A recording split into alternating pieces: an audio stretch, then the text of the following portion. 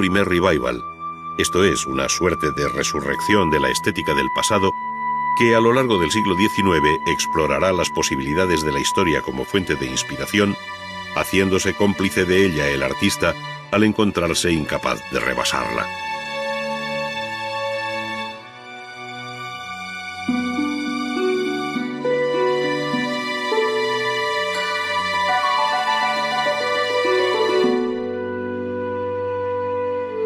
Así ocurrió con la escultura al modo antiguo, cuyo clasicismo radicaba en el tema elegido y en su blanca plasmación material, como muestra la poetisa Safo, de Pradier, o bien con el eclecticismo más atrevido de Max Klinger al enfrentarse a la figura heroica de Beethoven, de efectista concepción y cromática composición marmórea ejecutada a finales de siglo. Otro tanto sucedió en el campo de la arquitectura, donde la antigüedad o la Edad Media marcaron la pauta de edificios tanto religiosos como civiles,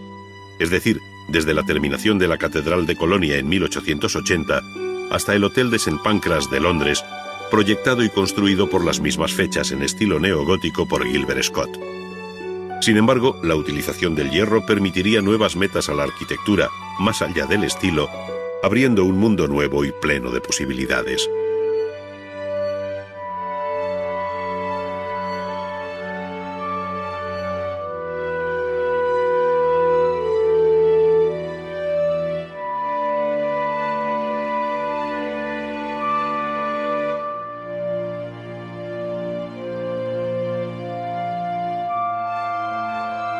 No obstante, el siglo XIX siguió siendo un siglo de utopías, y en el campo de la arquitectura, pocas como el sueño de Gaudí en relación con el templo votivo de la Sagrada Familia de Barcelona. Es un edificio concebido desde la religiosidad neocatólica del siglo XIX y proyectado a lo largo de muchos años a caballo entre los siglos XIX y XX. Gaudí solo pudo dirigir la fachada del Nacimiento, en un estilo que enlaza con la arquitectura gótica de la catedral medieval, si bien con acentos absolutamente originales que le dan una personalidad muy distinta pese a la apariencia puntiforme y neogótica de sus esbeltas y elevadas torres.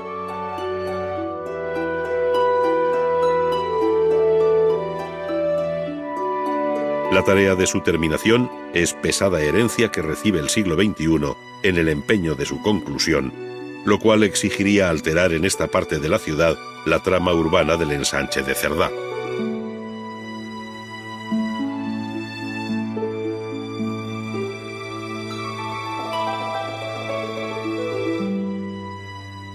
Los viejos estilos históricos fijaron también muchos de los comportamientos de los pintores del siglo XIX,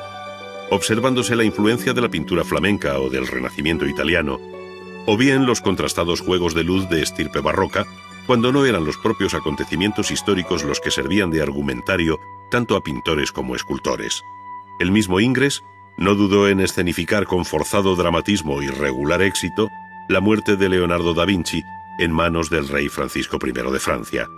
En definitiva, la historia acababa imponiendo sus asuntos, llegando a constituir un verdadero género, el cuadro de historia. Pero junto a estas grandes corrientes en las que tienen cabida muchos artistas, otros muchos también se movieron a partir de una visión del arte muy personal y en ocasiones rompedora. Probablemente en ellos reside la verdadera vanguardia del siglo XIX y las propuestas renovadoras más interesantes, comenzando por el propio Goya, el Goya grabador o el Goya pintor, cuya existencia eclipsa el arte de su tiempo entre dos siglos.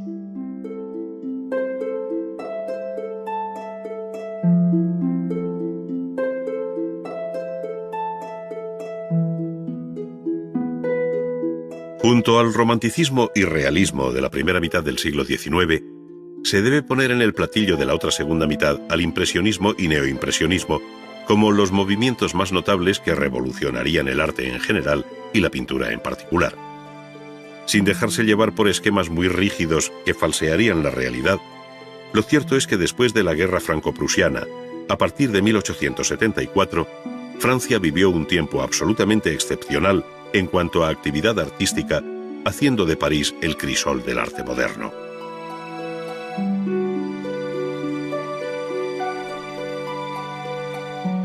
En sus academias particulares, como la Julian, en talleres como el de Gleyre,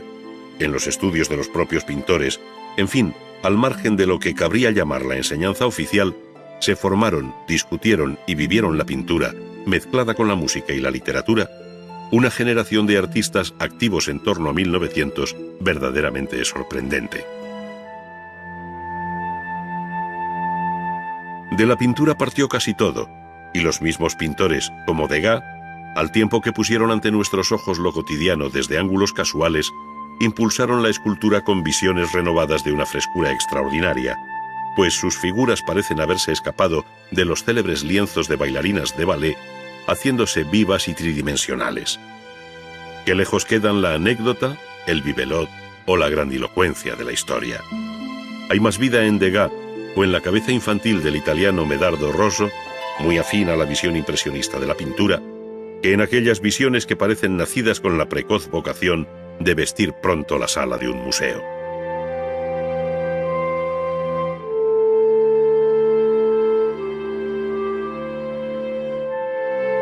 Lo más sorprendente de los últimos 20 años del siglo XIX es que hubo otros muchos movimientos y pintores en torno al impresionismo, como pequeños satélites que llegaron a formar una verdadera constelación, mostrando distintos caminos a la pintura del siglo XX.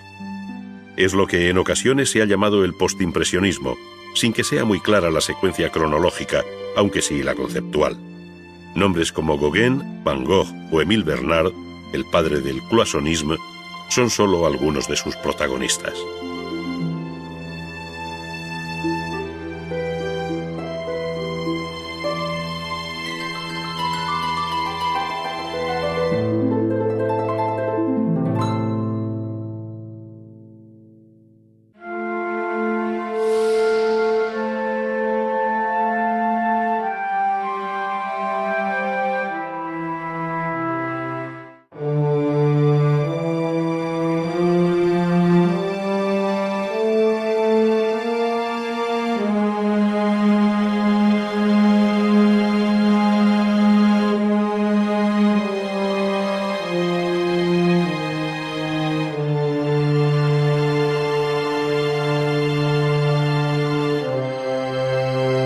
Después de las visiones de Piranesi y de los utópicos proyectos del iluminismo en la línea de Boulez,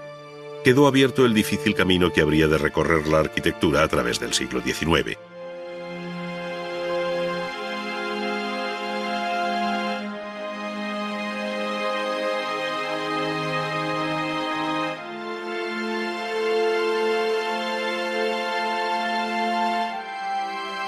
El neoclasicismo había cerrado la centuria anterior como el último gran estilo arquitectónico, basado en la rígida disciplina académica de los órdenes clásicos. Su imagen llegó a identificarse con el siglo de las luces, encontrándose vinculada a obras tan singulares como el Observatorio Astronómico de Madrid, obra de Juan de Villanueva.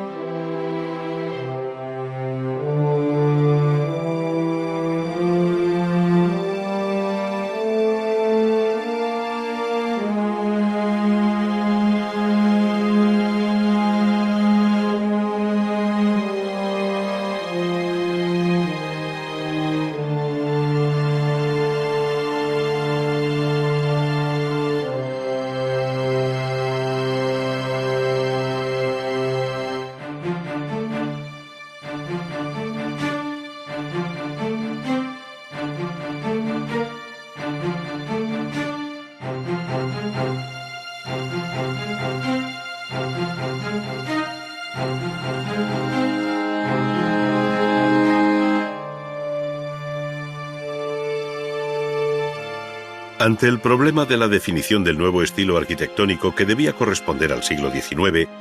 un periodo marcado por los cambios surgidos a partir de la Revolución Industrial, algunos arquitectos eran partidarios de seguir utilizando las formas clásicas, mientras que otros preconizaban el espíritu medieval. Paradójicamente, una y otra imagen participaban del mismo espíritu romántico que recorrió todo el siglo XIX, dando entrada incluso a otras etapas de la historia de la arquitectura, como la del Renacimiento italiano. Con este tipo de edificios que se mueven entre el clasicismo y el Quattrocento italiano, algunas ciudades como Múnich fueron un modelo a imitar, al igual que sucedió con París a partir de las reformas y proyectos de Napoleón.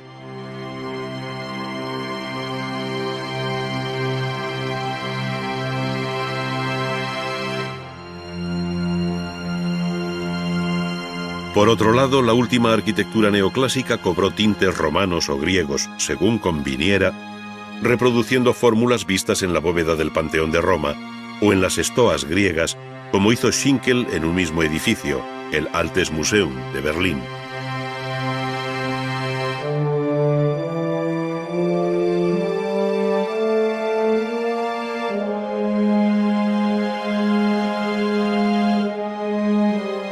No obstante, el hecho de repetir miméticamente determinados capítulos de la historia de la arquitectura clásica, medieval o renacentista,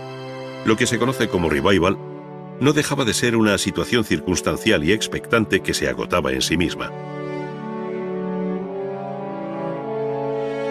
Sin embargo, no fueron clásicos ni románticos los que hicieron mover la rueda de la historia, sino aquellos que, persuadidos de que la arquitectura debía responder a las claves filosóficas de su tiempo,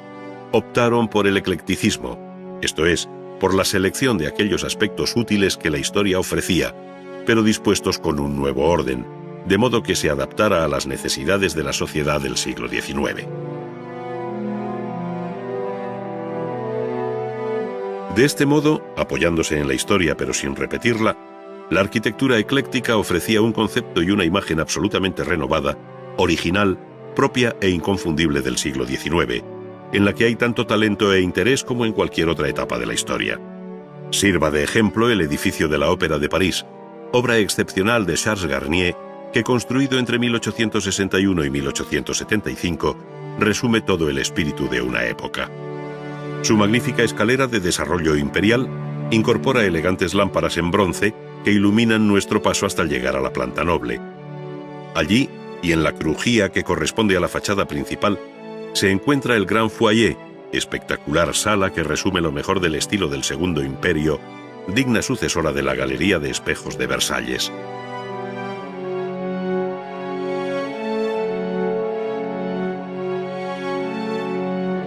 Por si todo esto no fuera suficiente, el siglo XIX alumbró una desconocida faceta de la arquitectura, la más legítima hija de la Revolución Industrial, la que llamamos arquitectura del hierro. Así, lo que había comenzado siendo una simple solución auxiliar de la arquitectura, esto es, elementos de hierro forjado para asegurar o fijar los materiales tradicionales, se convirtió ahora en el material básico de la construcción. Europa y América conocieron a lo largo del siglo una creciente fiebre del hierro y del acero, al compás de la mejora y abaratamiento de los productos siderúrgicos, primero a base de hierro fundido y luego laminado, desplazando a la piedra, madera y ladrillo, con los que hasta entonces el hombre había construido sus edificios desde el más remoto de los tiempos.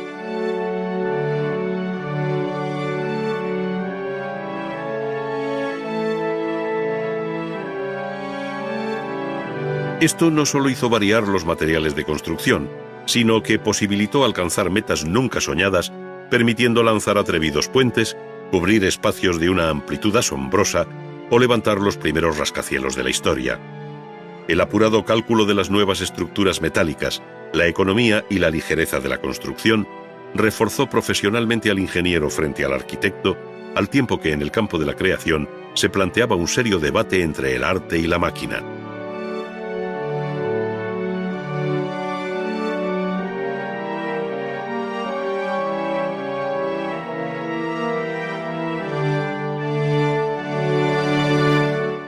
La figura más representativa, que resume bien este nuevo aspecto del arte de la construcción,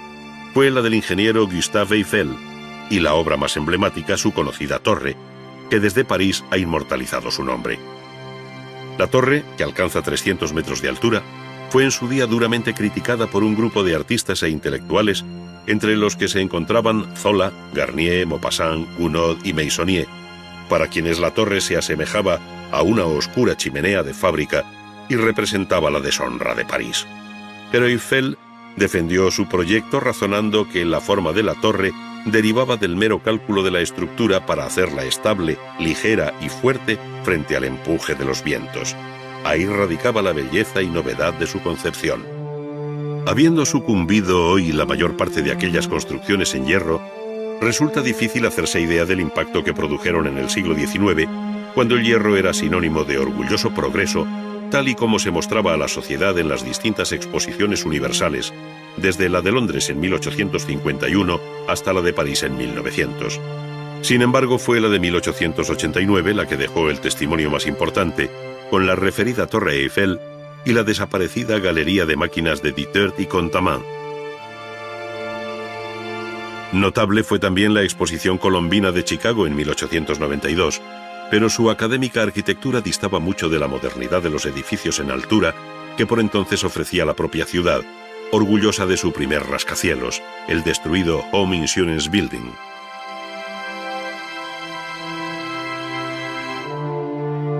Si bien en otras muchas ciudades americanas se percibe la grandeza de aquellos edificios que acabaron teniendo mucho de mundana catedral, fue Chicago la pionera por el número y calidad de obras que llegó a levantar con estructura de acero.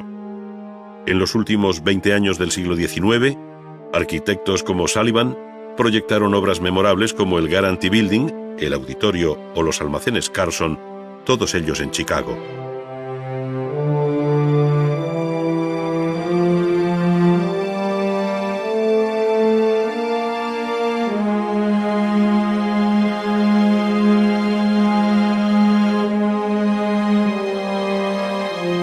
Sus luminosas y porosas fachadas dejan ver cómo el cambio material y estructural, esto es, la utilización del acero en el esqueleto del edificio, tuvo una inmediata repercusión en el aspecto estético al liberar a la fachada de su secular papel de muro de carga. Esta nueva arquitectura ofrecía así imágenes de imponente modernidad, en contraste con el caduco debate que, sobre el historicismo, se mantuvo abierto en Europa desde los primeros años del siglo XIX.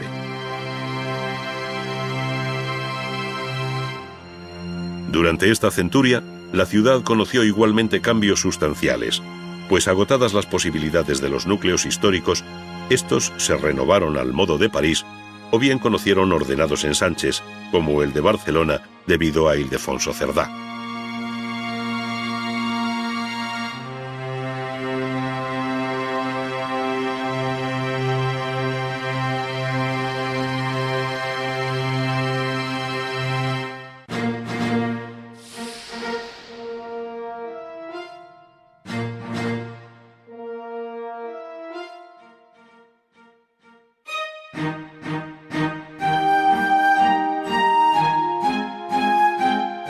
La escultura, al igual que la arquitectura y la pintura del siglo XIX, tuvo su punto de partida en la sólida estética del neoclasicismo, basada en la estatuaria antigua. La figura que mejor encarna aquel espíritu fue sin duda el italiano Antonio Canova, quien, partiendo de experiencias que participan de soluciones vistas en las tumbas papales de San Pedro de Roma, como la tumba de Clemente XIII, alcanzó expresiones propias de gran belleza y serena emotividad, como se desprende del monumento funerario de la archiduquesa María Cristina de Austria.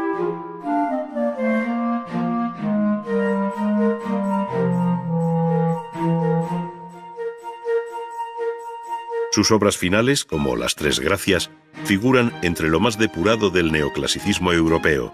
y señalan la nueva dirección de aquella escultura que, participando del mundo clásico, evidencian su pertenencia a un mundo diferente en el que la antigua grandeza se ha trocado en frágil belleza.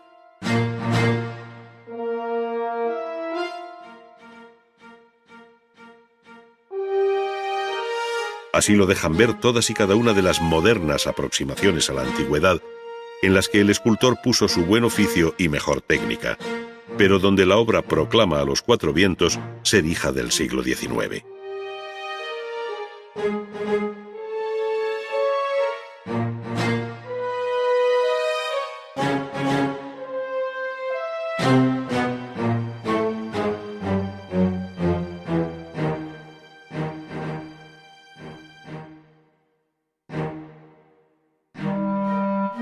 El desnudo femenino fue uno de los temas recurrentes durante todo el siglo XIX,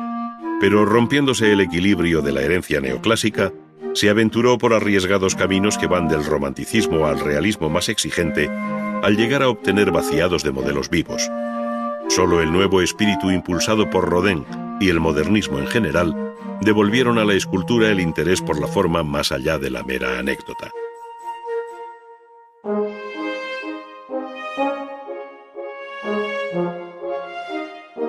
Junto al mármol, también el bronce se prestó a encarnar aquellos desnudos que, como en el caso de La Mediterránea, de Mellol, de 1902,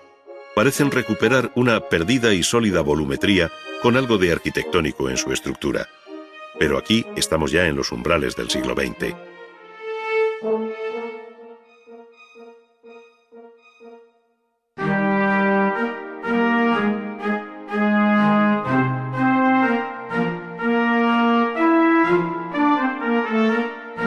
Los modelos del Renacimiento italiano inspiraron igualmente al escultor del siglo XIX, quien en su mirada retrospectiva no dudó en hacer nuevas versiones de conocidas obras del Quattrocento, como el David de Antonin Merci.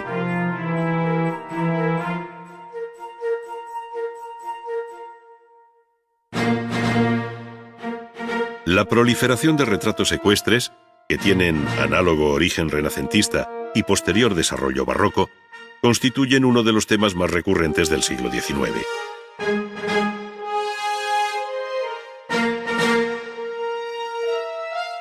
Los caballos en corbeta, con las manos levantadas, como el 18esco retrato ecuestre de Pedro I el Grande en San Petersburgo, de Falconet,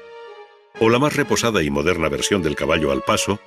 como el que en Berlín monta Federico el Grande de Prusia, sobre un excelente pedestal, igualmente con escenas que contribuyen a exaltar su gloria,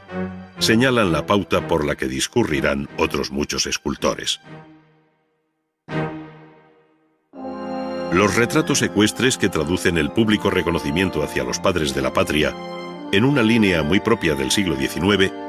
van asociados con frecuencia a conjuntos arquitectónicos de una formidable monumentalidad.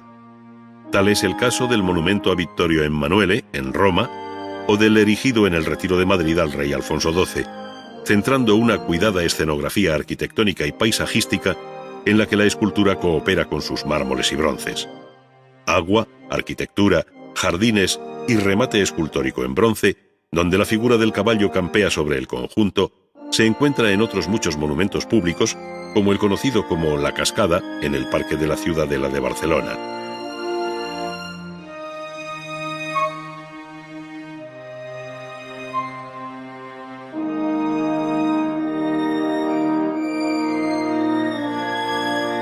La escultura monumental, por la que fueron pasando descubridores como Colón, políticos, artistas, jurisconsultos, científicos o grandes ideas, encontraron su mayor expresión en la colosal Estatua de la Libertad, en la isla que lleva su nombre, en Nueva York. La obra es de Bartoldi, ejecutada entre 1871 y 1884, y se mantiene sobre una formidable estructura interior debida al ingeniero Eiffel, cuya altura total con la base es de poco más de 90 metros. También quedó recogida en los cementerios la memoria de las grandes figuras patrias, dando un tratamiento expresivo y monumental a mausoleos como el que Mariano Benlliure hizo para perpetuar el recuerdo de Julián Gayarre. Pero en el terreno de la escultura funeraria cabe encontrar todo tipo de soluciones sin salir del cementerio parisino de Père Lachaise, como la tumba de Victor Noir, de un realismo dramático difícil de superar, ejecutada por Dalú en 1890.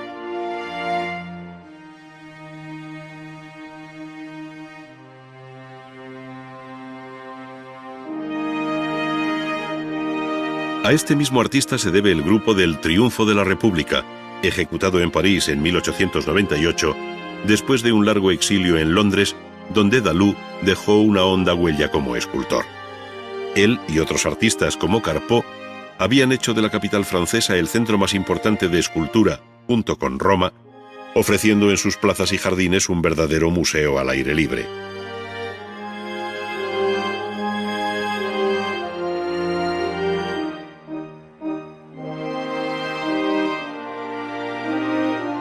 Los grandes relieves del Arco de Triunfo de París, donde destaca siempre el grupo llamado de la Marsellesa, de François Ride, ya anunciaban aquel compromiso entre escultura, política y ciudad que hicieron de París la capital de la Europa artística en el siglo XIX.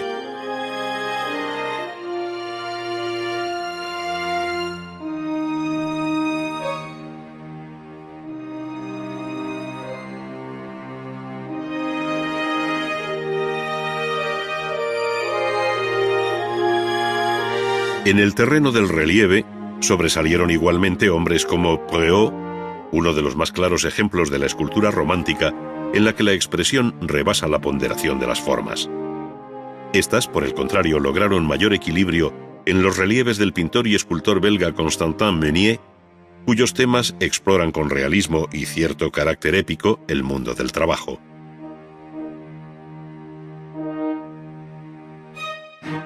La modernidad de estas obras queda de manifiesto cuando se comparan con los más académicos y acomodaticios relieves que, siendo de excelente calidad, carecen de la energía vital de la escultura francesa. Sea el caso de los que visten el formidable Albert Memorial de Londres.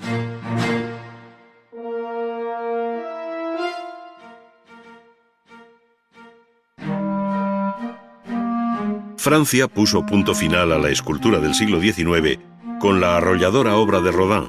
que podía ser delicada o enérgica, amable o dramática, según conviniera, como se ve en Los burgueses de Calais, siempre dentro de una poética formal excepcional que va del realismo al impresionismo.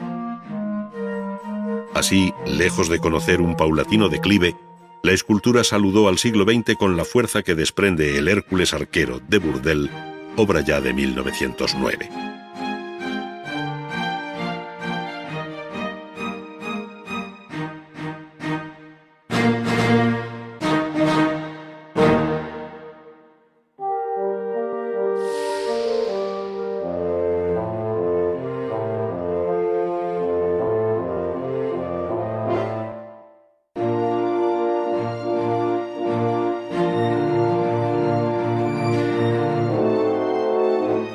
Si hay una rama del arte que haya experimentado en menos tiempo los mayores cambios,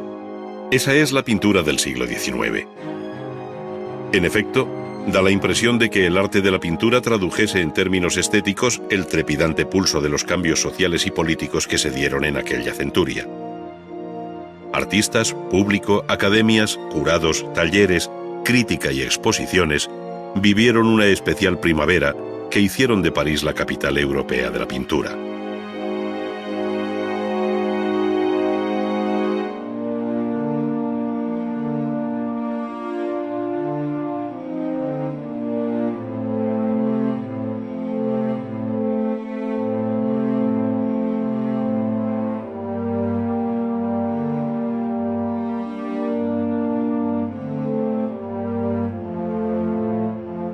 Una vez más, hay que recordar que en los últimos años del siglo XVIII se perciben ya algunos síntomas de cambio,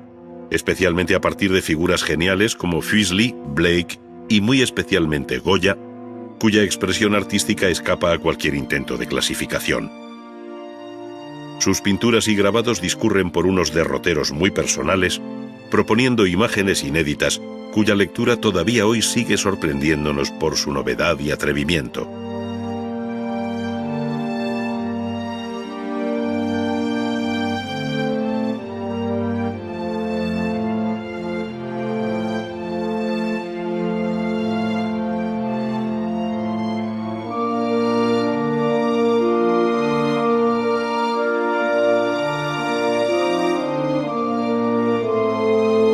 De otro lado, la disciplina académica había dado lugar a la rígida estética neoclásica que encontró en Jacques-Louis David,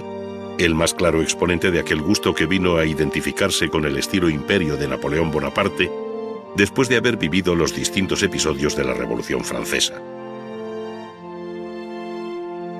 Después de una estancia en Roma, donde David pintó el Juramento de los Horacios, una de sus obras que mayor repercusión tendrían en Europa, se trasladó a París, viéndose en este retorno todo un símbolo del papel rector que la ciudad francesa jugaría durante el siglo XIX. David fue un riguroso contemporáneo de Goya, y sin embargo parecen haber vivido dos mundos distintos e incomunicados. David, un mundo ya cerrado, sin salida. Goya, abriendo los nuevos horizontes de la pintura moderna.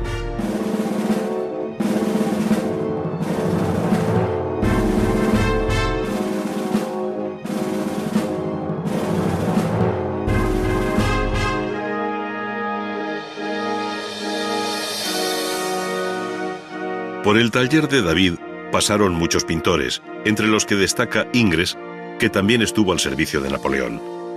Su formación clásica no le impidió admirar también a los grandes maestros del Renacimiento y del Barroco, con quienes parece entablar un diálogo a través de sus bellos desnudos femeninos, como el de la gran odalisca,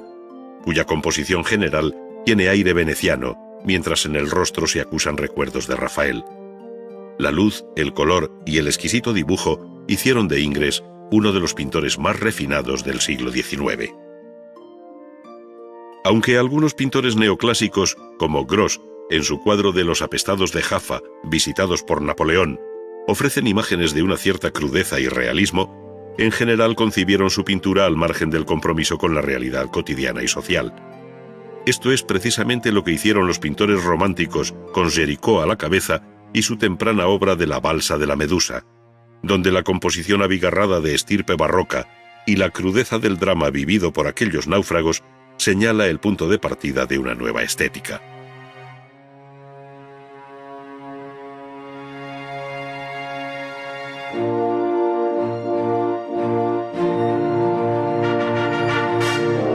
Entre los pintores románticos, pero con un perfil propio, se encuentra Delacroix, el autor de La matanza de Quíos, un cruel episodio de la guerra por la independencia de Grecia. Pero al mismo tiempo es el gran colorista del siglo XIX, como deja ver La muerte de Sardanápalo, una tela de gran formato que se expuso en el Salón de 1827, donde provocó un gran escándalo. Ello se debía a la libertad compositiva, narrativa y cromática de Delacroix, en todo opuesta a la de los pintores neoclásicos que, como Ingres, también expusieron en el Salón de aquel año.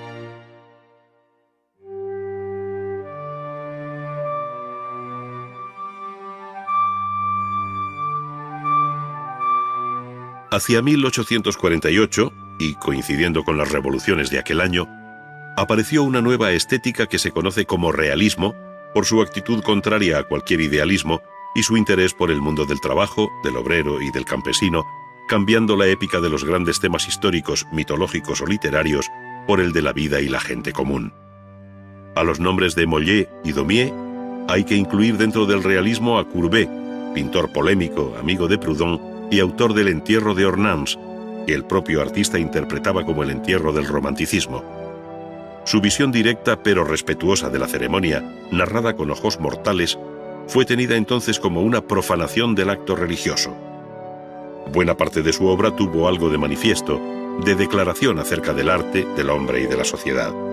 Sin esta triple dimensión, resulta difícil de entender la complejidad de los contenidos de su monumental lienzo El taller del pintor, donde más allá de la mera expresión artística subyace una clara intención programática en la que se incluye el propio artista. Courbet se autorretrató aquí pintando un paisaje de memoria en El taller,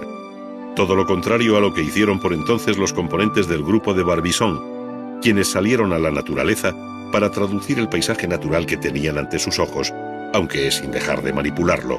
como sucedió con Théodore Rousseau. Aquella naturaleza virginal, aquella concepción entre panteísta y romántica de la naturaleza,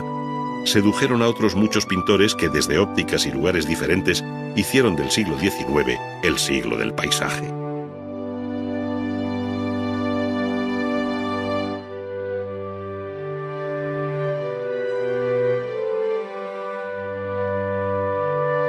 Por este camino, el paisaje llegaría a ser uno de los fermentos que contribuyeron a la renovación de la pintura, cuando ésta fue buscando por encima de todo la luz y el color como dos de sus premisas básicas. Quedaba abierto el paso a la pintura à plein air, a la pintura al aire libre, que intentaba captar no tanto la realidad física de los elementos compositivos como su efecto visual, su impresión. Nació así el impresionismo a partir del célebre cuadro de Monet, Salida del Sol, pintado en 1872, 2 años antes de celebrarse la primera exposición de pintores impresionistas. Visión inmediata y fresca del paisaje, pincelada suelta y colores puros que dejan a la retina del espectador la labor de síntesis final,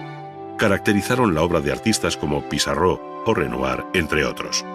El paisaje, como campo de reflexión pictórica, conoció en los últimos años del siglo XIX todo tipo de indagaciones, de tal manera que mientras algunos pintores como Cézanne le devolvían una cierta corporeidad geométrica, otros como Seurat lo sometieron a un riguroso análisis cromático y compositivo con unos resultados que tienen mucho de onírico y que la historia del arte ha bautizado como neoimpresionismo.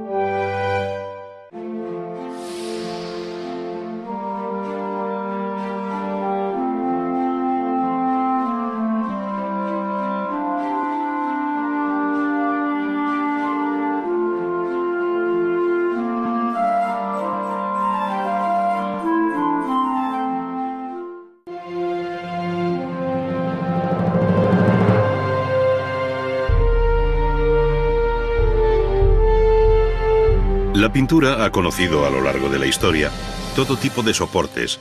alcanzando su expresión más amplia y monumental en las grandes composiciones murales. Sin embargo, el arte y la belleza no están sujetos a tamaño alguno,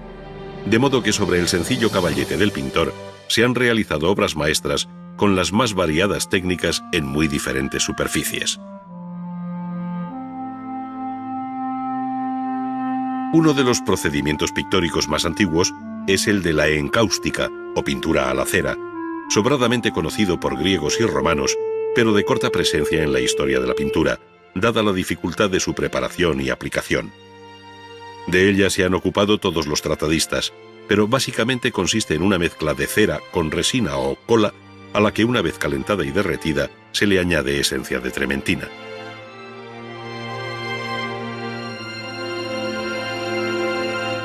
Dejando reposar y enfriar la mezcla, esta cobra de nuevo un estado sólido, guardándose en un recipiente del que se extraerá la cantidad que se necesite para luego añadirle el color, según lo requiera el trabajo. Sin embargo, para darle color, es preciso derretir de nuevo aquel compuesto en un recipiente plano, calentándolo sobre un mechero o similar. Es entonces cuando se añaden los pigmentos, bien con el pincel, bien con una espátula, tiñendo así con su color el compuesto de cera, resina y trementina. Cuando la mezcla está bien ligada y en caliente, siempre en caliente, ya se puede aplicar sobre un soporte que habitualmente es una tabla de madera previamente aparejada.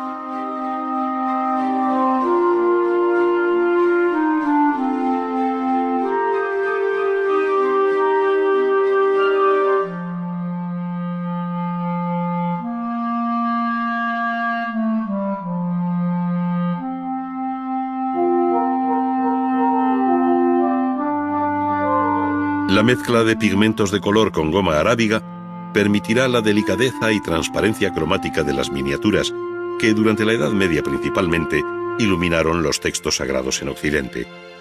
Desde el punto de vista estilístico, la miniatura fue cambiando de expresión de acuerdo con su tiempo, pero la técnica de preparación y aplicación es la misma a lo largo de la historia. Sobre una hoja de pergamino vemos dibujar y encajar primero la composición de esta escena,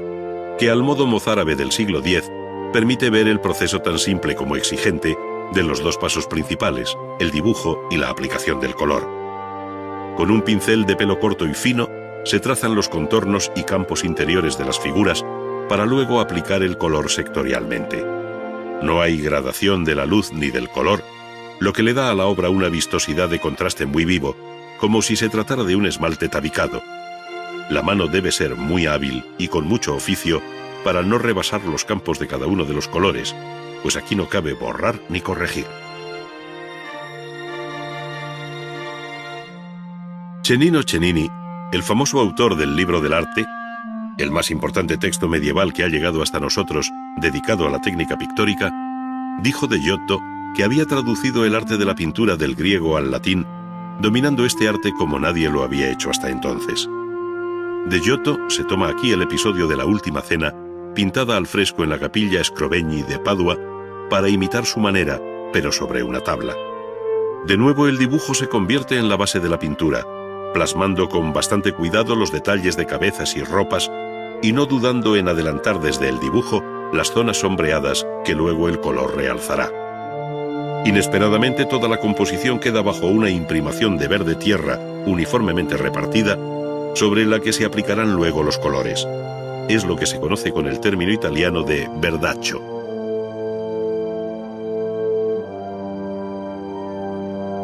Preparados al temple los colores que va a utilizar el pintor y valiéndose del tiento que le permite mantener el pulso y la distancia deseada respecto a la tabla, comienza a pintar sobre aquella imprimación verde que subyace en toda la pintura como un telón de fondo. Pero este fondo va desapareciendo según se aplican los colores, ocultándolo total o parcialmente, aunque permaneciendo siempre como luz generalizada que armoniza los tonos, colores, luces y sombras de toda la tabla. Poco a poco se van terminando las cabezas sobre las que ya se ven pintados al oro los nimbos que señalan su sacro carácter. Con leves toques a punta de pincel, de un pincel ligeramente cargado de pintura, se va dando fin con pericia a esta copia de la obra de aquel artista excepcional que fue Giotto di Bondone, activo en Italia en el cambio del siglo XIII al XIV.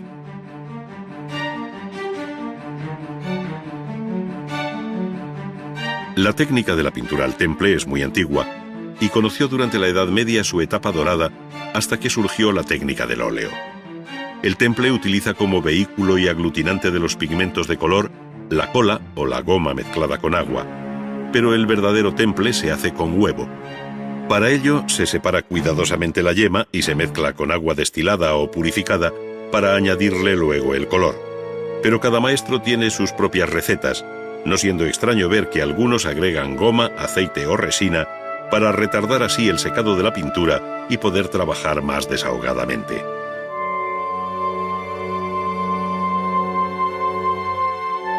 Junto al secado rápido del temple de huevo, esta técnica tiene otras ventajas, como su durabilidad y muy especialmente las posibilidades tonales del color. Con frecuencia se utilizó el temple de huevo como base para la pintura al aceite, dando lugar así a una técnica mixta que utilizaron muchos pintores en el siglo XV. Aquí asistimos a la copia de un célebre retrato conocido como El hombre del turbante rojo, obra del pintor flamenco Jan van Eyck, hoy en la National Gallery de Londres, en la que se utiliza el temple de huevo como pintura preliminar en un inconfundible tono blanco.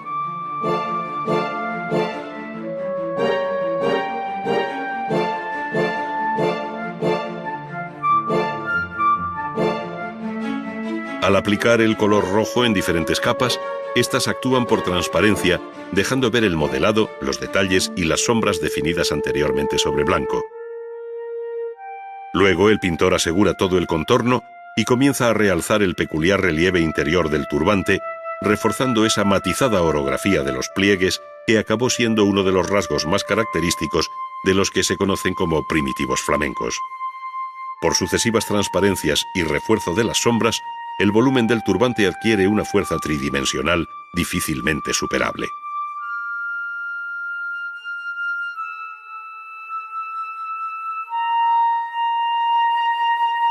A lo largo del siglo XVI, se fue imponiendo tanto la técnica al óleo como el empleo del lienzo para soporte de la pintura. Este es normalmente de lino y requiere una preparación previa con un apresto de cola para darle imprimación y comenzar a pintar sobre ella. Las imprimaciones, que pueden ir desde tonos muy claros hasta los muy oscuros, tienen un efecto decisivo en el cromatismo final de la obra, por lo que cada artista, según la técnica a emplear, lo elige cuidadosamente. Aquí, en la copia de este autorretrato de Tiziano, que se encuentra en el Museo del Prado, la imprimación responde a un tono medio, y sobre él, con la técnica suelta que caracterizó la obra final del gran maestro veneciano, se van dando los colores, pero conservando el de la imprimación como base y referencia cromática. Los colores van diluidos en aceite de linaza, sucediendo a los rápidos barridos del pincel los toques leves que sacan y acentúan las luces de la obra. Tiziano tenía aquí cerca de 90 años, coincidiendo prácticamente con la visita de Vasari, quien lo encontró viejísimo pero con el pincel en la mano, tal y como el propio artista se representó en este lienzo.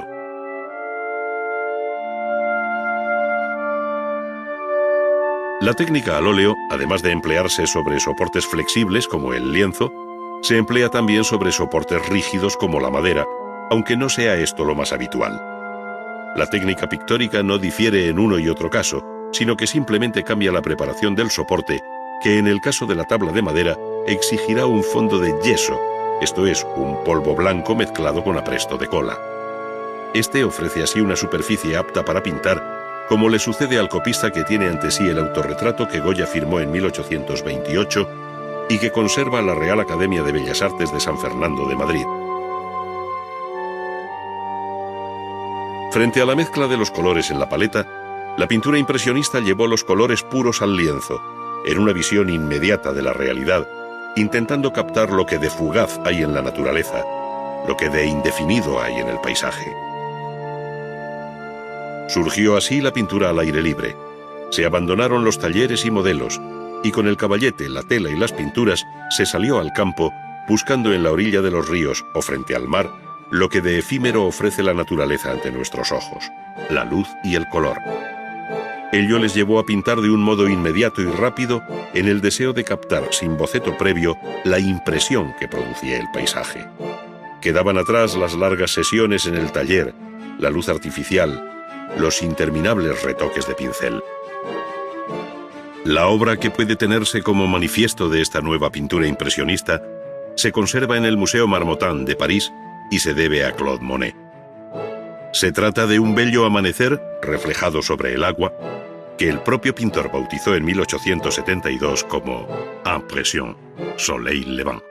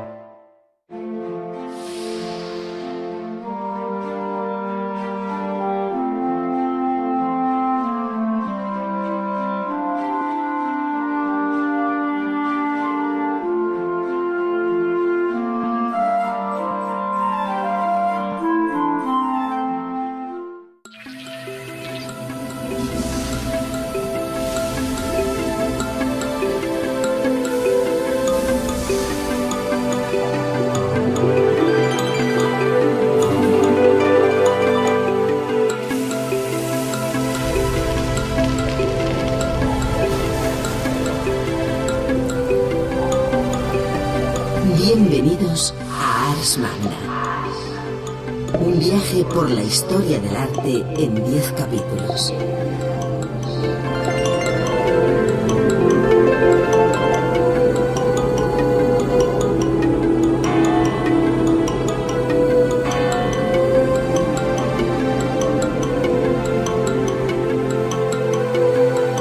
A través de sus contenidos podrán recorrer la evolución de las diferentes disciplinas artísticas,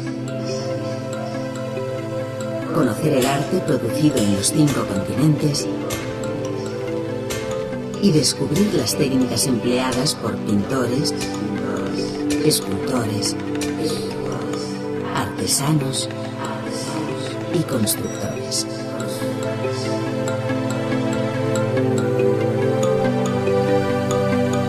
Disponen de 2 opciones de navegación: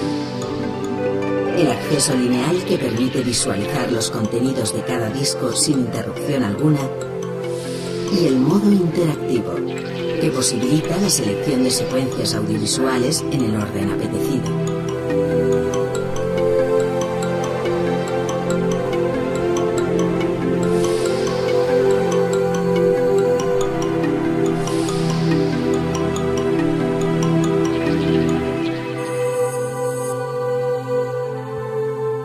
Sumando a distancia les permitirá recorrer y seleccionar las opciones dispuestas en los distintos menús.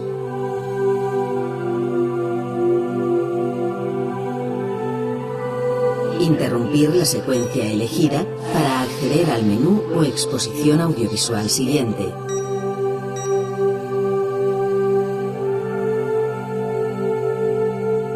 Cambiar el idioma de consulta sin interrumpir la seqüència en curso. Change the language sense interrompre la seqüència en curs. Y manejar su lector DVD como cualquier aparato de vídeo doméstico.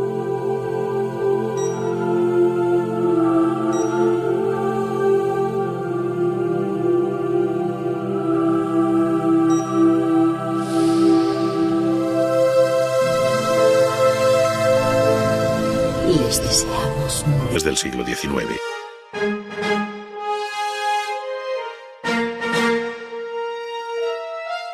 Los caballos en corbeta con las manos levantadas, como el 18esco retrato ecuestre de Pedro I el Grande en San Petersburgo de Falconet,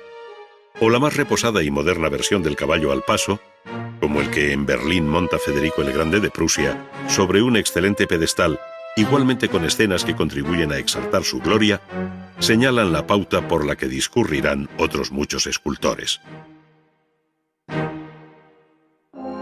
Los retratos ecuestres que traducen el público reconocimiento hacia los padres de la patria, en una línea muy propia del siglo XIX, van asociados con frecuencia a conjuntos arquitectónicos de una formidable monumentalidad. Tal es el caso del monumento a Vittorio Emanuele, en Roma,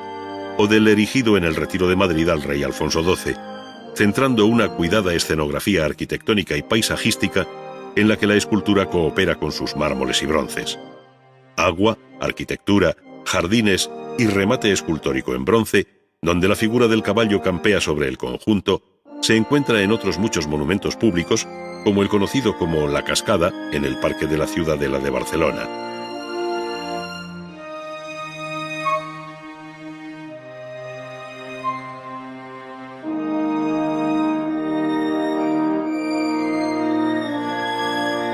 La escultura monumental por la que fueron pasando descubridores como Colón, políticos, artistas, jurisconsultos, científicos o grandes ideas, encontraron su mayor expresión en la colosal Estatua de la Libertad, en la isla que lleva su nombre, en Nueva York. La obra es de Bartoldi, ejecutada entre 1871 y 1884,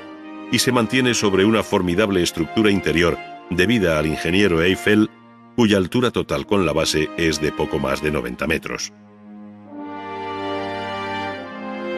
También quedó recogida en los cementerios la memoria de las grandes figuras patrias, dando un tratamiento expresivo y monumental a mausoleos como el que Mariano Benlliure hizo para perpetuar el recuerdo de Julián Gayarre. Pero en el terreno de la escultura funeraria cabe encontrar todo tipo de soluciones sin salir del cementerio parisino de Père Lachaise, como la tumba de Victor Noir, de un realismo dramático difícil de superar, ejecutada por Dalú en 1890.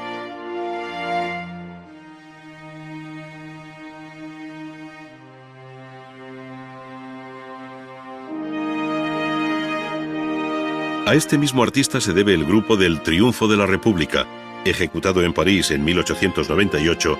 después de un largo exilio en Londres, donde Dalú dejó una honda huella como escultor. Él y otros artistas como Carpeaux habían hecho de la capital francesa el centro, buscando por encima de todo la luz y el color como dos de sus premisas básicas. Quedaba abierto el paso a la pintura à plein air, a la pintura al aire libre,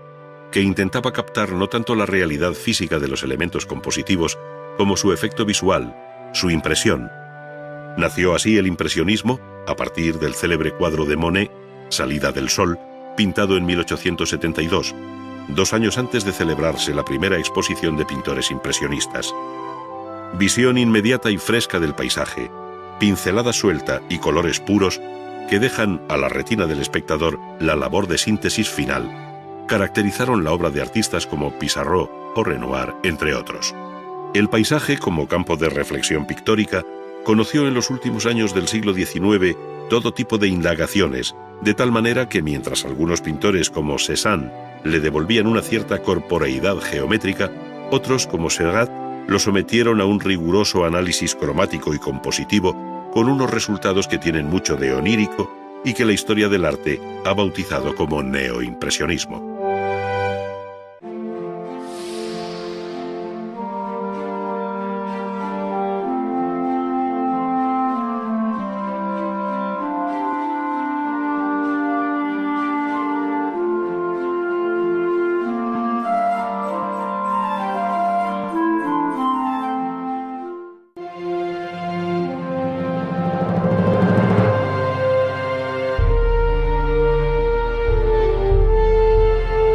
La pintura ha conocido a lo largo de la historia todo tipo de soportes, alcanzando su expresión más amplia y monumental en las grandes composiciones murales. Sin embargo, el arte y la belleza no están sujetos a tamaño alguno, de modo que sobre el sencillo caballete del pintor se han realizado obras maestras con las más variadas técnicas en muy diferentes superficies. Uno de los procedimientos pictóricos más antiguos es el de la encáustica, o pintura a la cera, sobradamente conocido por griegos y romanos, pero de corta presencia en la historia de la pintura, dada la dificultad de su preparación y aplicación. De ella se han ocupado todos los tratadistas, pero básicamente consiste en una mezcla de cera con resina o cola, a la que una vez calentada y derretida se le añade esencia de trementina.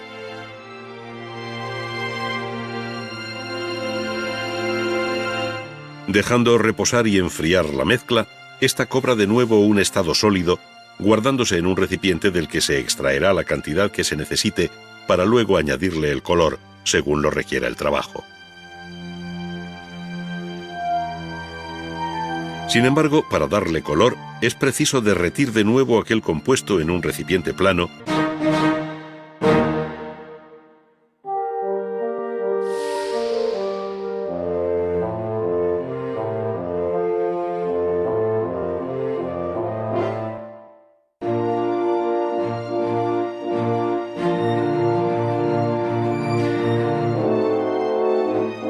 Si hay una rama del arte que haya experimentado en menos tiempo los mayores cambios,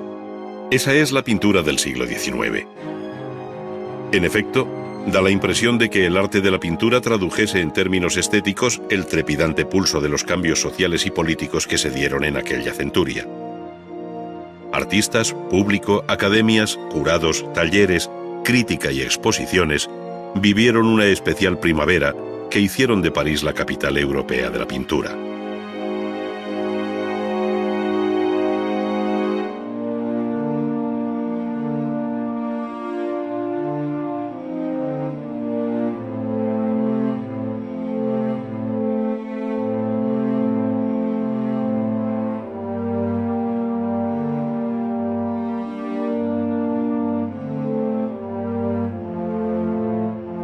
Una vez más, hay que recordar que en los últimos años del siglo XVIII se perciben ya algunos síntomas de cambio, especialmente a partir de figuras geniales como Fuseli, Blake y muy especialmente Goya, cuya expresión artística escapa a cualquier intento de clasificación. Sus pinturas y grabados discurren por unos derroteros muy personales, proponiendo imágenes inéditas cuya lectura todavía hoy sigue sorprendiéndonos por su novedad y atrevimiento.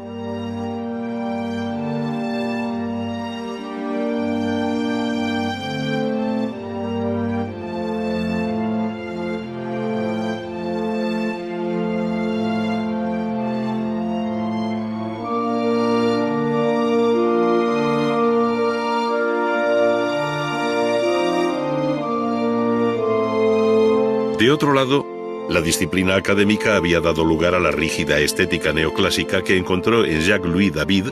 el más claro exponente de aquel gusto que vino a identificarse con el estilo imperio de Napoleón Bonaparte,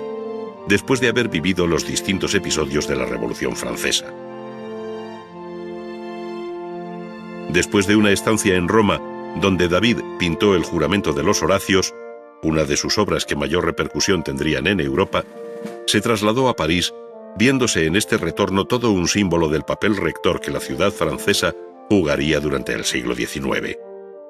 David fue un riguroso contemporáneo de Goya, y sin embargo parecen haber vivido dos mundos distintos e incomunicados. David, un mundo ya cerrado, sin salida. Goya, abriendo los nuevos horizontes en un estilo que enlaza con la arquitectura gótica de la catedral medieval, si bien con acentos absolutamente originales que le dan una personalidad muy distinta pese a la apariencia puntiforme y neogótica de sus esbeltas y elevadas torres.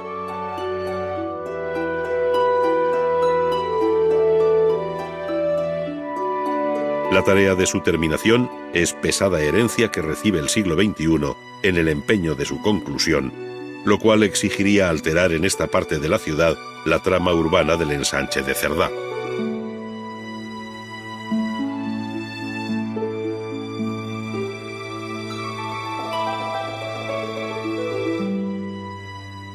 Los viejos estilos históricos fijaron también muchos de los comportamientos de los pintores del siglo XIX, observándose la influencia de la pintura flamenca o del Renacimiento italiano, o bien los contrastados juegos de luz de estirpe barroca, cuando no eran los propios acontecimientos históricos los que servían de argumentario tanto a pintores como escultores. El mismo Ingres no dudó en escenificar con forzado dramatismo y regular éxito la muerte de Leonardo da Vinci en manos del rey Francisco I de Francia. En definitiva, la historia acababa imponiendo sus asuntos, llegando a constituir un verdadero género, el cuadro de historia. Pero junto a estas grandes corrientes en las que tienen cabida muchos artistas, otros muchos también se movieron a partir de una visión del arte muy personal y en ocasiones rompedora.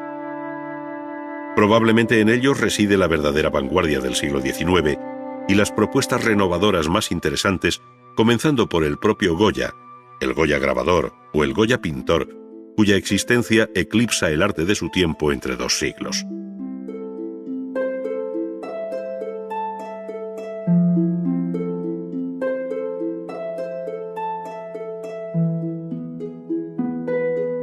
Junto al romanticismo y realismo de la primera mitad del siglo XIX,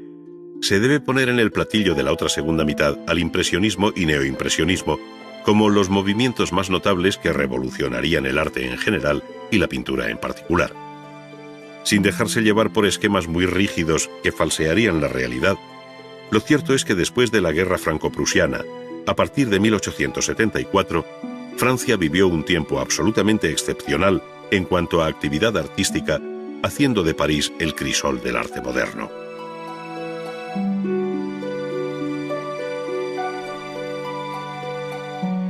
En sus academias particulares, como la Julian,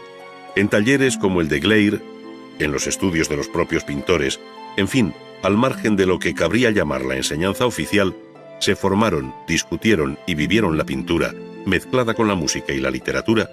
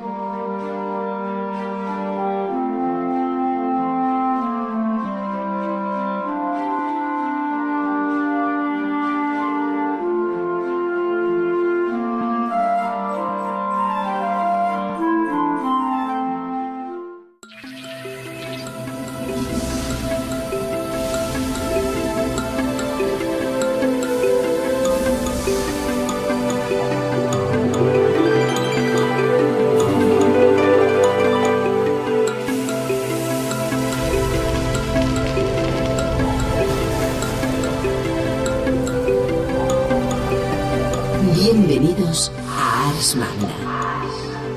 un viaje por la historia del arte en 10 capítulos.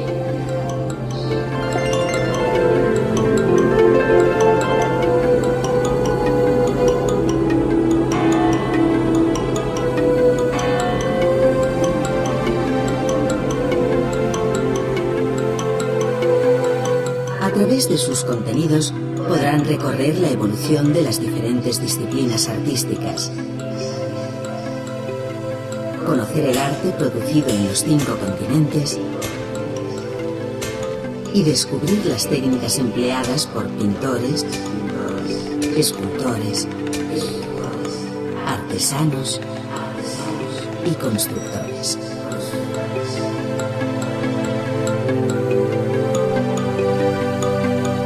Disponen de 2 opciones de navegación: el acceso lineal, que permite visualizar los contenidos de cada disco sin interrupción alguna, y el modo interactivo, que posibilita la selección de secuencias audiovisuales en el orden apetecido.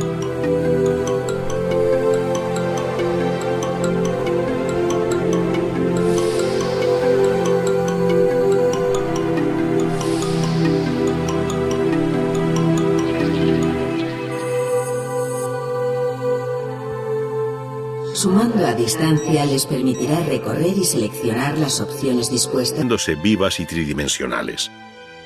Que lejos quedan la anécdota, el bibelot o la grandilocuencia de la historia. Hay más vida en Degas o en la cabeza infantil del italiano Medardo Rosso, muy afín a la visión impresionista de la pintura, que en aquellas visiones que parecen nacidas con la precoz vocación de vestir pronto la sala de un museo.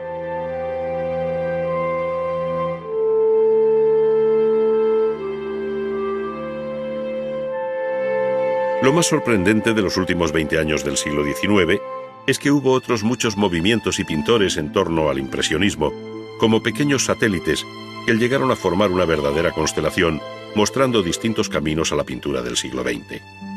Es lo que en ocasiones se ha llamado el postimpresionismo, sin que sea muy clara la secuencia cronológica, aunque sí la conceptual.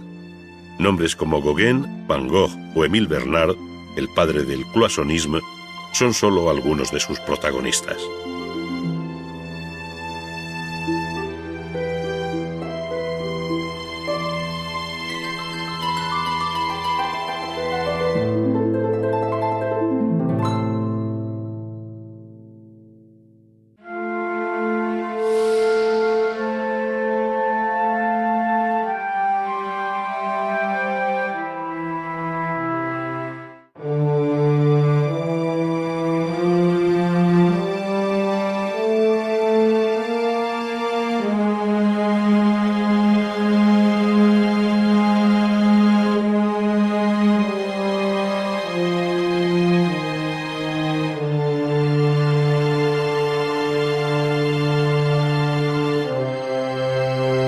Después de las visiones de Piranesi y de los utópicos proyectos del iluminismo en la línea de Boulez,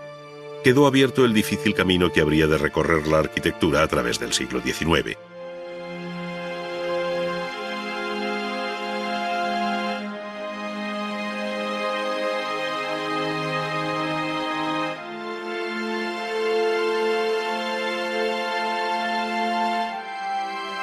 El neoclasicismo había cerrado la centuria anterior como el último gran estilo arquitectónico, basado en la rígida disciplina académica de los órdenes clásicos. Su imagen llegó a identificarse con el siglo de las luces, encontrándose vinculada a obras tan singulares como el Observatorio Astronómico de Madrid, obra de Juan de Villanueva.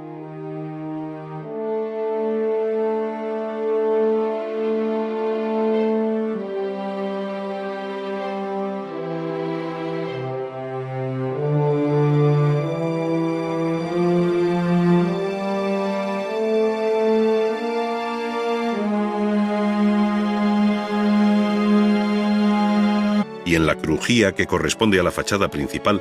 se encuentra el Gran Foyer, espectacular sala que resume lo mejor del estilo del Segundo Imperio, digna sucesora de la Galería de Espejos de Versalles.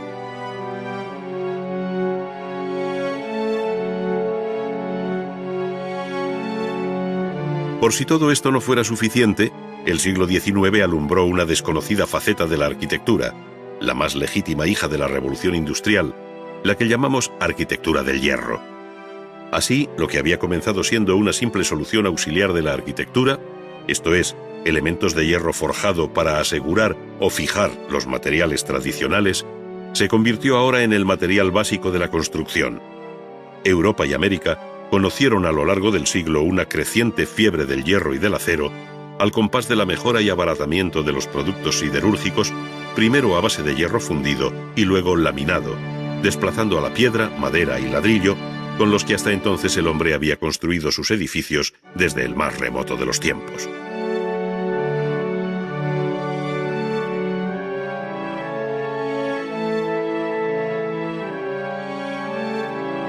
Esto no solo hizo variar los materiales de construcción, sino que posibilitó alcanzar metas nunca soñadas, permitiendo lanzar atrevidos puentes, cubrir espacios de una amplitud asombrosa o levantar los primeros rascacielos de la historia.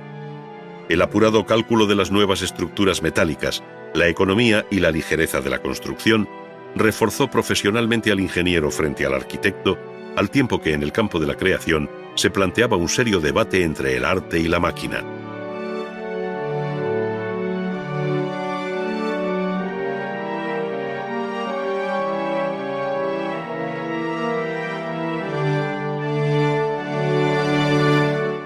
La figura más representativa, que resume bien este nuevo aspecto del arte de la construcción,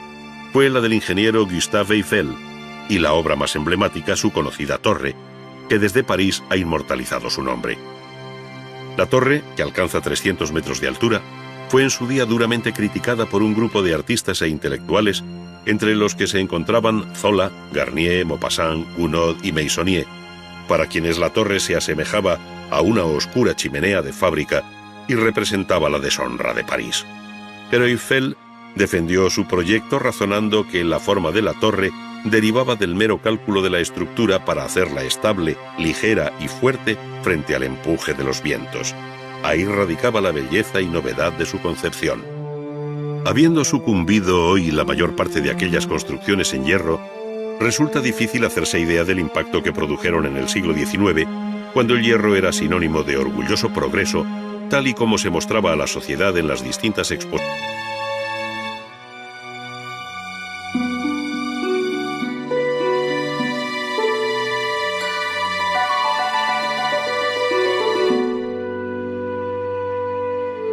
Así ocurrió con la escultura al modo antiguo, cuyo clasicismo radicaba en el tema elegido y en su blanca plasmación material, como muestra la poetisa Safo, de Pradier, o bien con el eclecticismo más atrevido de Max Klinger al enfrentarse a la figura heroica de Beethoven, de efectista concepción y cromática composición marmórea ejecutada a finales de siglo. Otro tanto sucedió en el campo de la arquitectura, donde la antigüedad o la Edad Media marcaron la pauta de edificios tanto religiosos como civiles,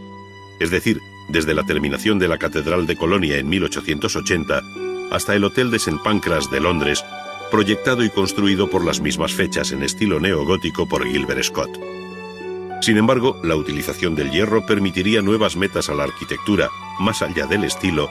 abriendo un mundo nuevo y pleno de posibilidades.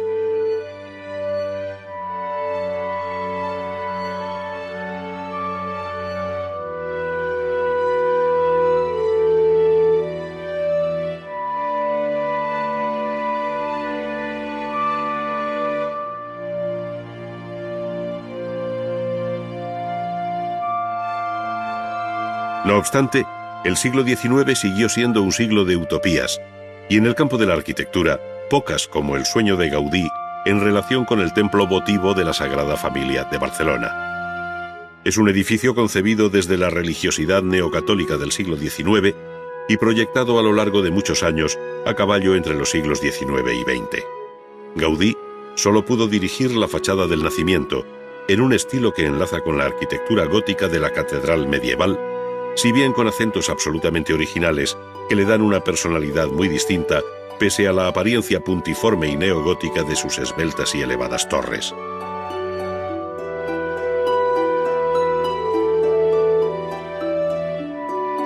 La tarea de su terminación es pesada herencia que recibe el siglo XXI en el empeño de su conclusión, lo cual exigiría alterar en esta parte de la ciudad la trama urbana del ensanche de Cerdá.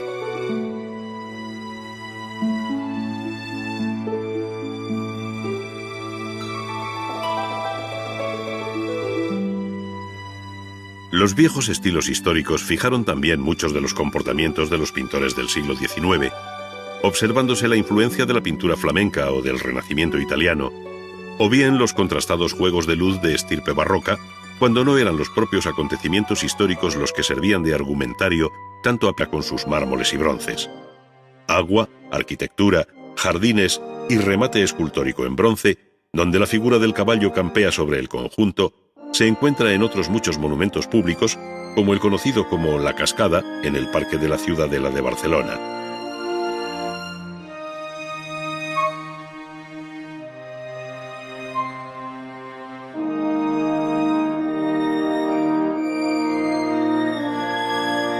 La escultura monumental por la que fueron pasando descubridores como Colón, políticos, artistas, jurisconsultos, científicos o grandes ideas, encontraron su mayor expresión en la colosal Estatua de la Libertad, en la isla que lleva su nombre, en Nueva York. La obra es de Bartholdi, ejecutada entre 1871 y 1884, y se mantiene sobre una formidable estructura interior debida al ingeniero Eiffel, cuya altura total con la base es de poco más de 90 metros. También quedó recogida en los cementerios la memoria de las grandes figuras patrias, dando un tratamiento expresivo y monumental a mausoleos como el que Mariano Benlliure hizo para perpetuar el recuerdo de Julián Gayarre. Pero en el terreno de la escultura funeraria cabe encontrar todo tipo de soluciones sin salir del cementerio parisino de Père Lachaise, como la tumba de Victor Noir, de un realismo dramático difícil de superar, ejecutada por Dalú en 1890.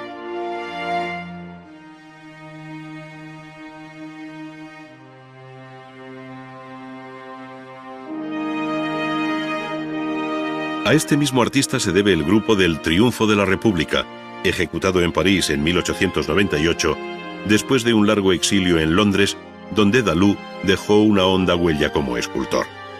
Él y otros artistas como Carpeaux habían hecho de la capital francesa el centro más importante de escultura, junto con Roma, ofreciendo en sus plazas y jardines un verdadero museo al aire libre.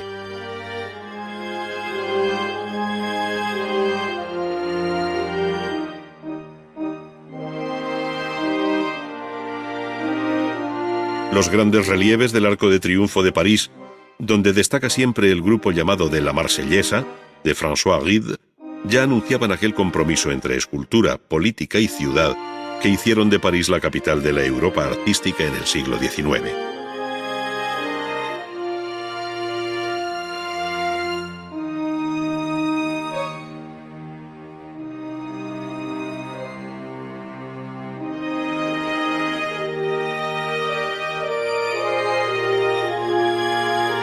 En el terreno del relieve sobresalieron igualmente hombres como Préault, uno de los más claros ejemplos de la escultura romántica en la que la expresión rebasa la ponderación.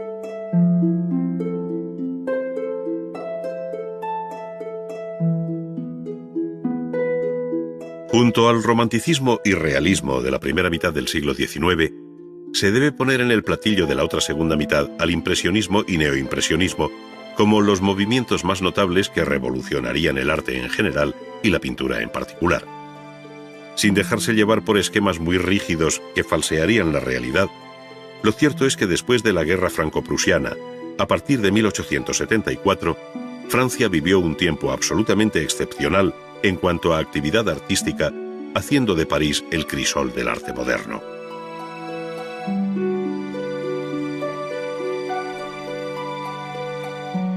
En sus academias particulares, como la Julian,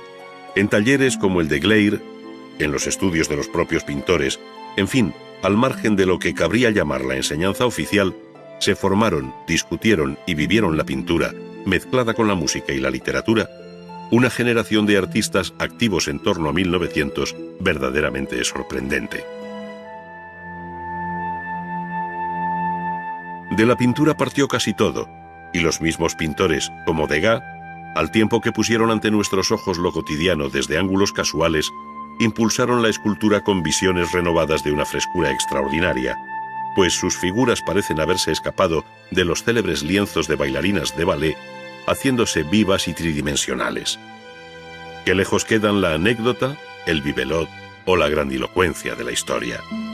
Hay más vida en Degas o en la cabeza infantil del italiano Medardo Rosso, muy afín a la visión impresionista de la pintura, que en aquellas visiones que parecen nacidas con la precoz vocación de vestir pronto la sala de un museo.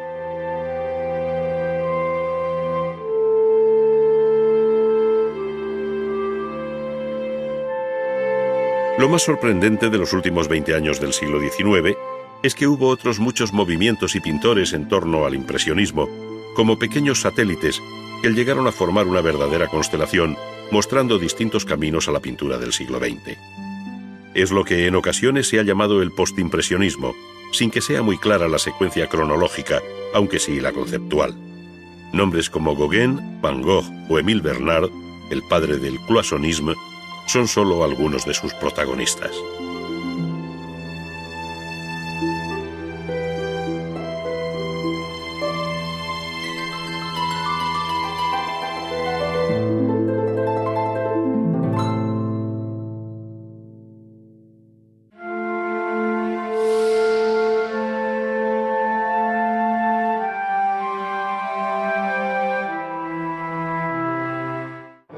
hacer nuevas versiones de conocidas obras del Quattrocento, como el David de Antonin Merci.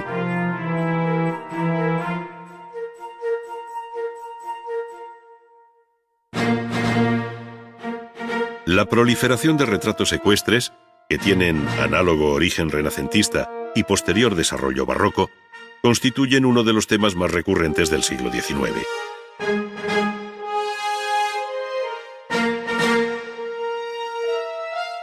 Los caballos en corbeta, con las manos levantadas, como el 18esco retrato ecuestre de Pedro I el Grande en San Petersburgo, de Falconet, o la más reposada y moderna versión del caballo al paso, como el que en Berlín monta Federico el Grande de Prusia, sobre un excelente pedestal, igualmente con escenas que contribuyen a exaltar su gloria, señalan la pauta por la que discurrirán otros muchos escultores. Los retratos ecuestres que traducen el público reconocimiento hacia los padres de la patria, en una línea muy propia del siglo XIX, van asociados con frecuencia a conjuntos arquitectónicos de una formidable monumentalidad.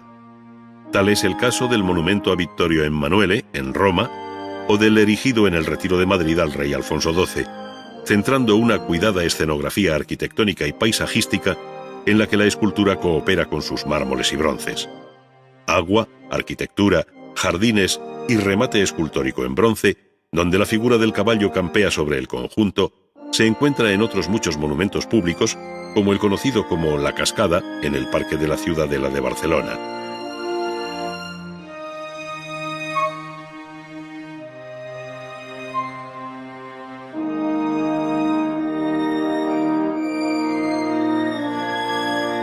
La escultura monumental, por la que fueron pasando descubridores como Colón, políticos, artistas, jurisconsultos, científicos o grandes ideas, encontraron su mayor expresión en la colosal Estatua de la Libertad, en la isla que lleva su nombre, en Nueva York. La obra es de Bartoldi, ejecutada entre 1871 y 1884, y se mantiene sobre una formidable estructura interior debida al ingeniero Eiffel, cuya altura total con la base es de poco más de 90 metros. También quedó recogida en los cementerios la memoria de las grandes figuras patrias, dando un tratamiento expresivo y monumental a mausoleos como el que Mariano Benlliure hizo para perpetuar el recuerdo de Julián Gayarre. Pero en el terreno de la escultura funeraria cabe encontrar todo tipo de soluciones sin salir del cementerio parisino de Père Lachaise, como la tumba de Victor Noir, de un realismo dramático difícil de superar, ejecutada por Dalú en 1890.